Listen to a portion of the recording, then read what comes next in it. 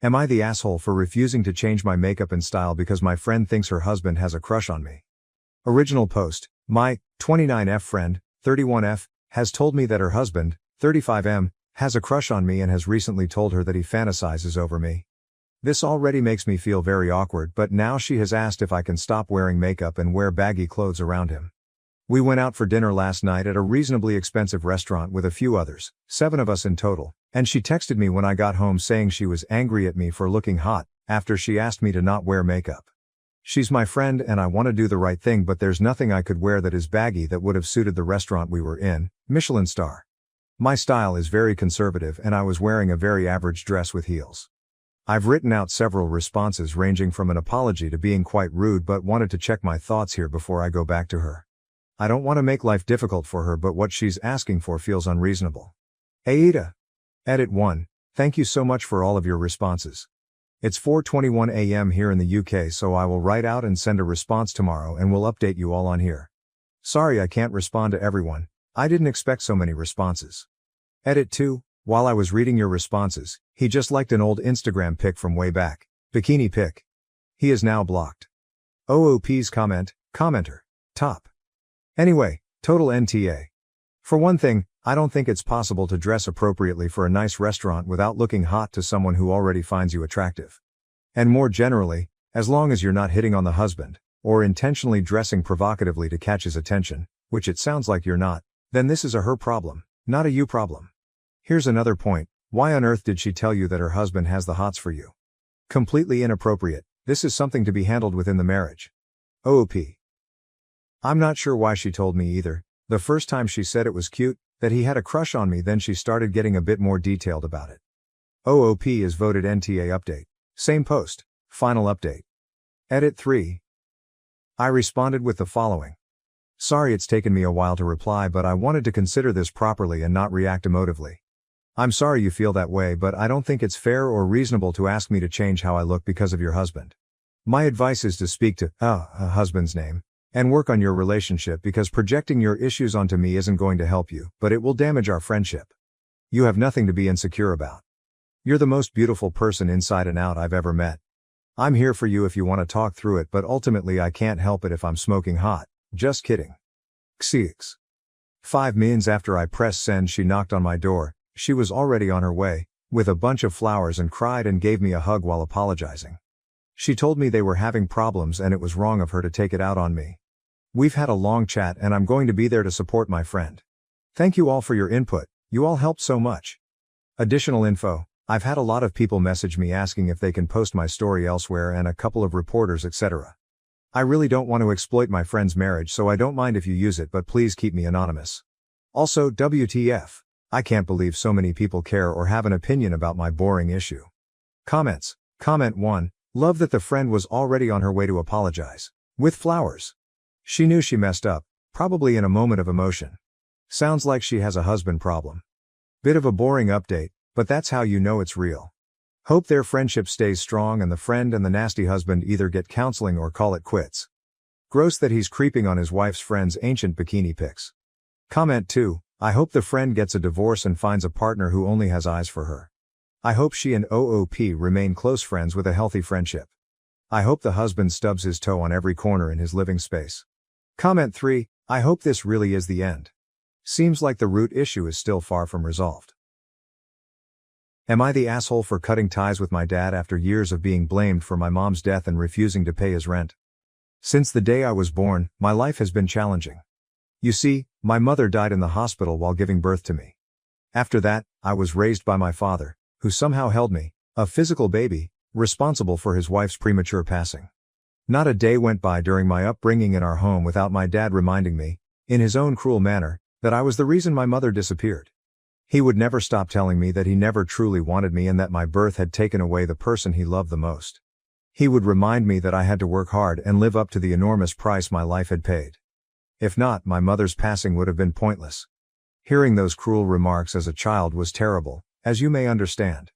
I was too young to completely comprehend the intricacies of wrath, sorrow, and sadness.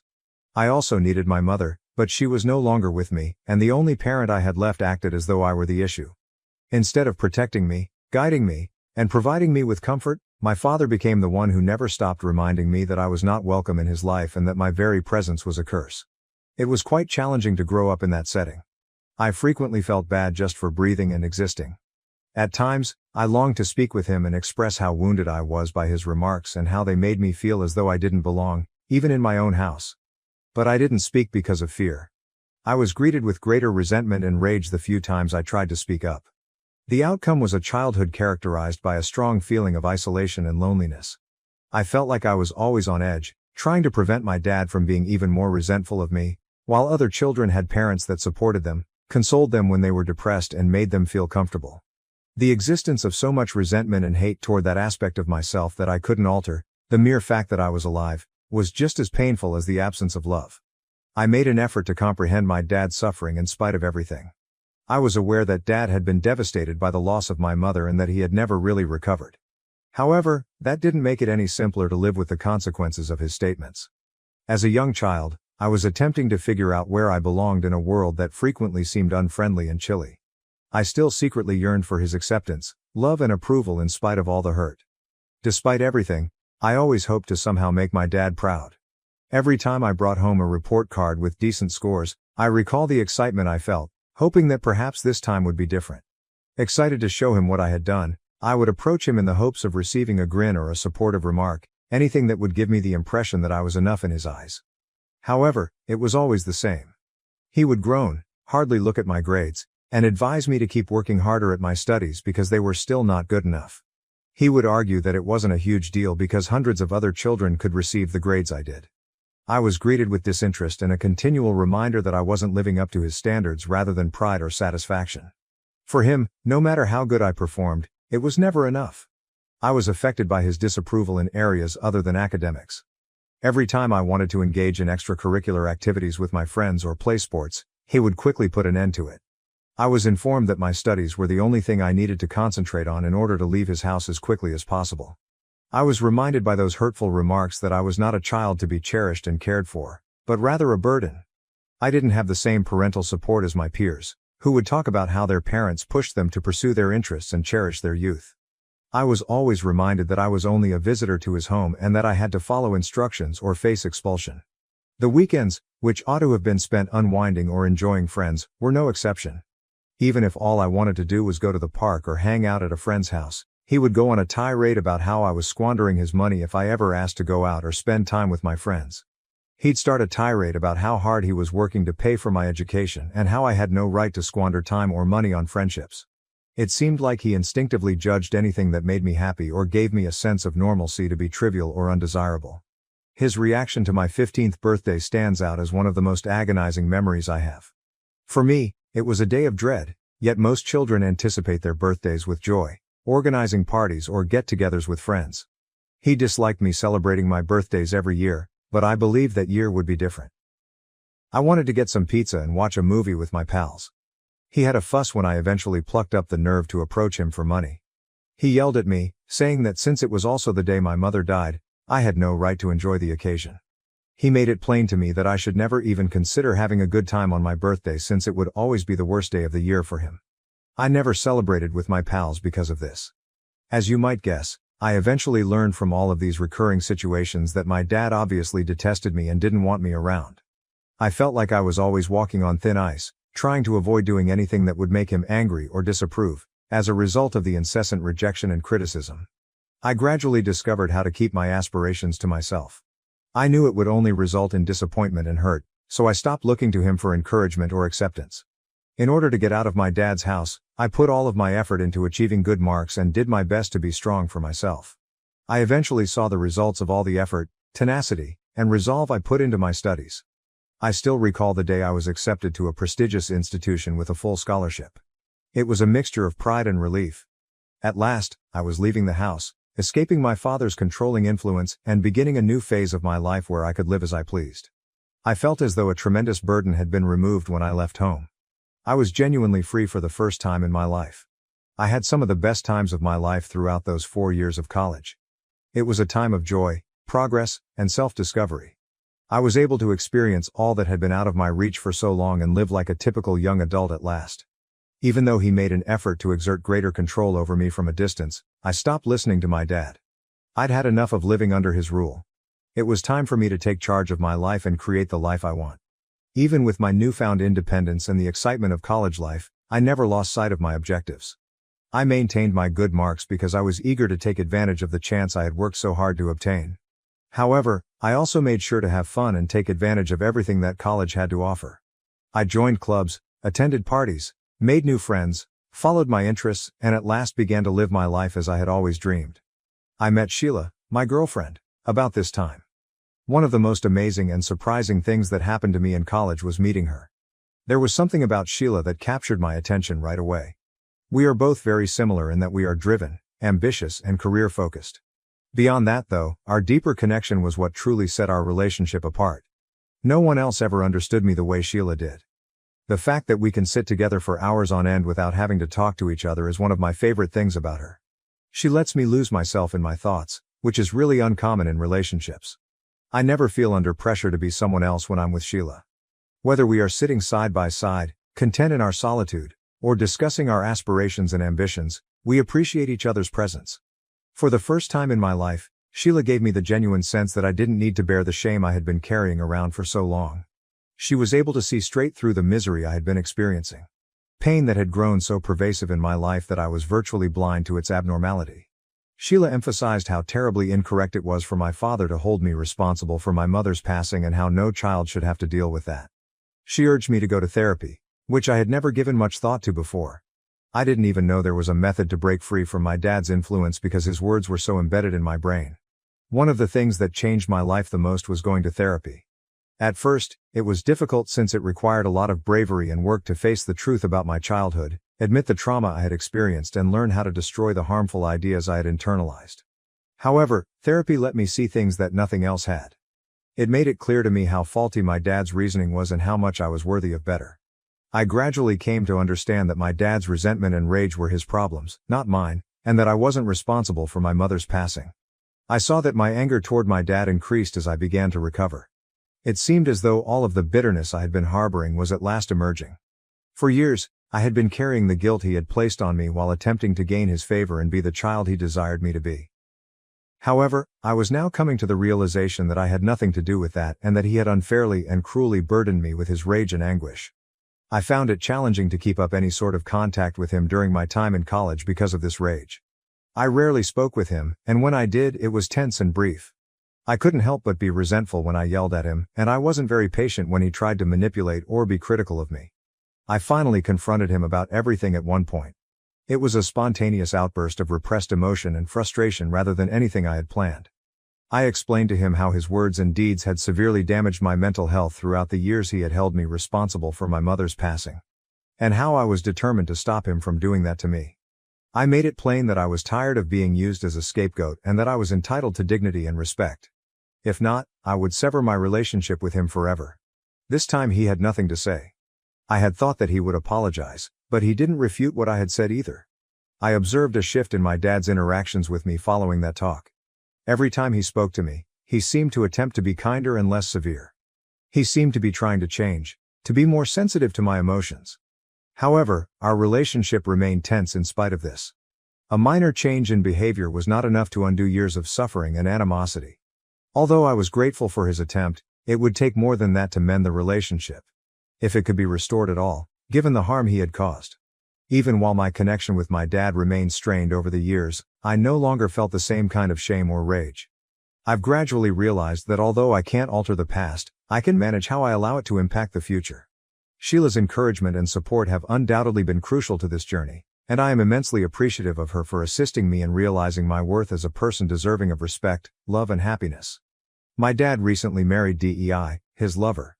I chose to go to the modest private wedding with my girlfriend Sheila, in spite of everything that had transpired between us over the years. As they embarked on this new phase of their lives together, we wanted to offer our support and best wishes. I was pleased for my father and believed that he may improve as a result of getting married. But my dad called me a month after they were married, seeming desperate. He was having financial difficulties as a result of some bad financial decisions. He informed me that he was facing eviction after failing to pay his rent for the previous 6 months. He claimed that he couldn't discuss this with his wife since it would cause them to argue. He asked me if I could pay his rent right now. As soon as I heard this, I declined. Given our complex past, I didn't want to be used as a financial safety net, even if I had the resources to do so. I didn't want to create a situation where he could come to me for financial support if things went wrong because I've worked hard to create the life I have. However, I began to feel bad after discussing it with Sheila. I couldn't get rid of the thought that perhaps I was being too severe, that perhaps he really needed assistance, and that he was still my father in spite of everything. I then gave my dad a call back and suggested a middle ground. I informed him that since I lived alone in my house and had enough room for him and DEI, I would let them to remain with me temporarily even if I wasn't willing to pay his rent. Until they saved enough money to get back on their feet and locate a new place, I offered them they could stay at my house. Considering everything that had transpired between us in the past, it wasn't an easy decision, but I believed it was the right one. I made it apparent that this was only a short-term solution and that I wanted him to put in the effort to get back on his feet. After considering my offer for a while, my dad finally gave me a call and accepted the deal. He and DEI moved in with me in 2 weeks, and I prepared a guest room for them. For us all, the first month or two was a time of transition. I hadn't lived with my dad for years, and we had changed significantly since then. I was no longer the adolescent who had to put up with his remarks in silence. I had my own life, rituals, and habits as an adult. Unfortunately, his previous patterns quickly reappeared. As though nothing had changed, my dad began making remarks about my habits and manner of life, including how I spent my time, maintained the house, and even handled my daily tasks. He seemed to have something to say all the time. However, I had changed from who I was before. I wasn't going to give him that much control over me this time. Every time he began to criticize me or try to dictate how I lived my life, I would tell him to stop. I would make it plain that, particularly while residing under my roof, he had no right to criticize my decisions. I was forceful, but I wasn't impolite. I refused to let him tell me how I should live any longer. Naturally, his wife, Dee, was not pleased with this. She said a few of times that I should respect my father. She would explain to me how much he had given up. Since I knew the truth about him and she obviously didn't know about half of the things he had done to me as a youngster, I would just shake my head. Although I respected my father, I wasn't going to let him control me or override my decisions. I wasn't going to repeat the cycle of sacrificing my happiness to satisfy my father, something I had done for far too long. Nevertheless, I would simply remain silent any time DEI made those comments because it wasn't my place to tell her the truth about my dad. There was no point in arguing about it. Although I was aware that cohabitation would be difficult, I thought that eventually we could all figure out how to get along without too much conflict. However, one evening after a particularly demanding workday, I returned home to discover my dad and his wife watching TV in the living room. The kitchen was overflowing with dishes, and the house was a complete disaster. Since I had frequently reminded my dad and his wife that they needed to do their fair share of the housework and that it was his day to clean, I questioned him about why he hadn't done it. "You know," Dad began in that tone that always made me tense, "you're a grown-up who I raised all by myself after your mother died. Asking me to perform additional work for you at this age should make you feel embarrassed. You're capable of doing the dishwashing yourself." Hearing such statements infuriated me so much that I retorted, "You know what's truly embarrassing? The fact that you were the one who pleaded with me to move in for free. And now you're sitting here on my couch, in my home, eating my food, watching my TV and giving me directions. This entire time, neither you nor your wife have offered me any assistance. You know what? You can just pack your bags and depart at any time if you don't feel like doing the dishes."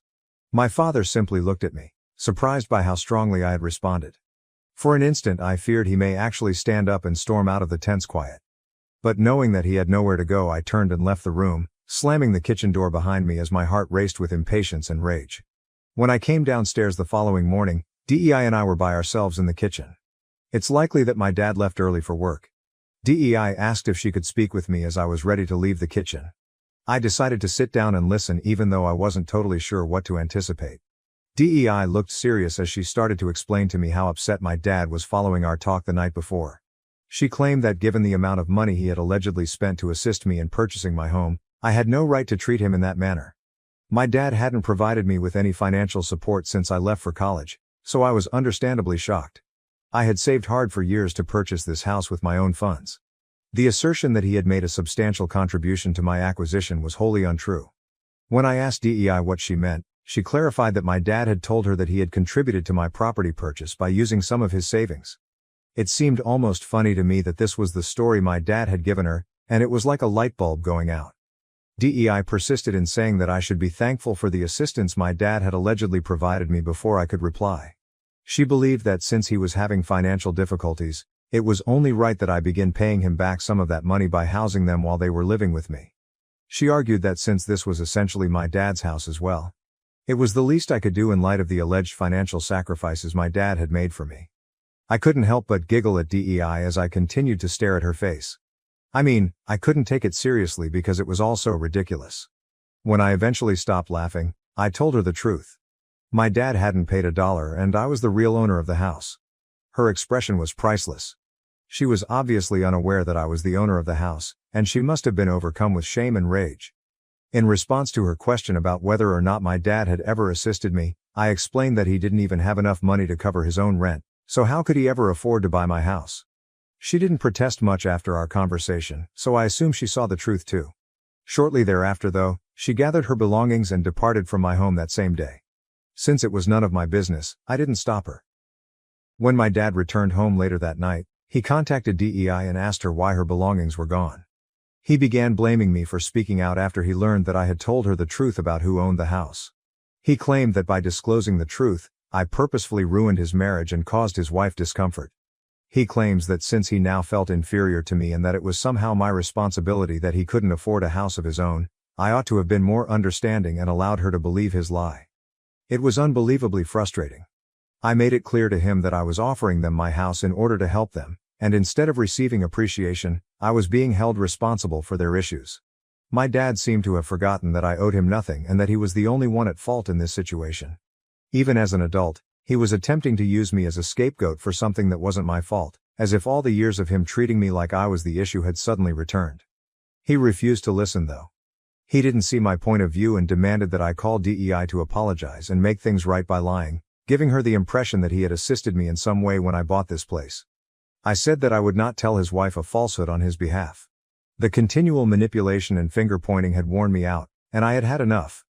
My mental health was beginning to suffer as a result of my dad's continual arguments with me, so I finally told him that I could no longer bear his presence. I requested that he get his belongings and vacate by the next day. I took the painful decision, but in order to preserve my own tranquility and sanity, I had to set and uphold boundaries.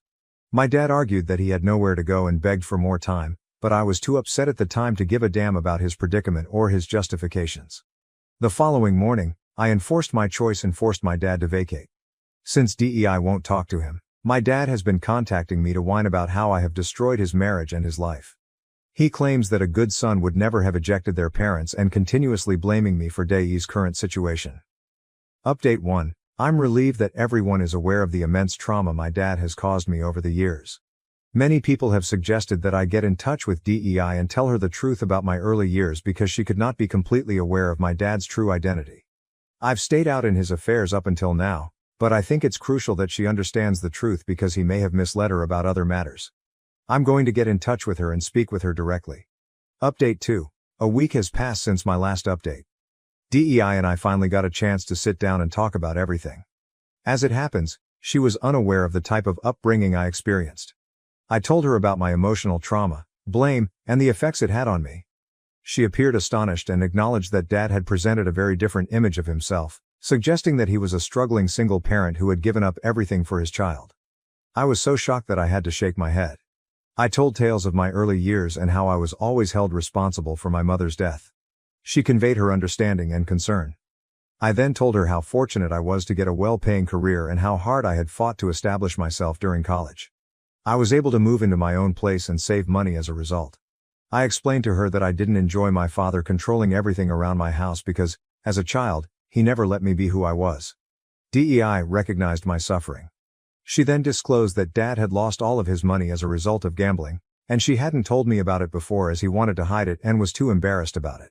She clarified that she had flatly rejected my dad's initial offer to move in with me.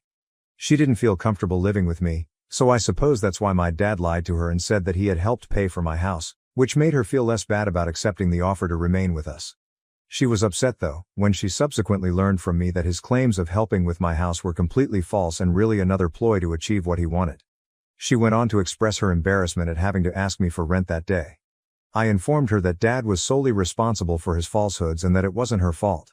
DEI told me as we were leaving that she intended to take some time away from Dad to think about their relationship after our talk.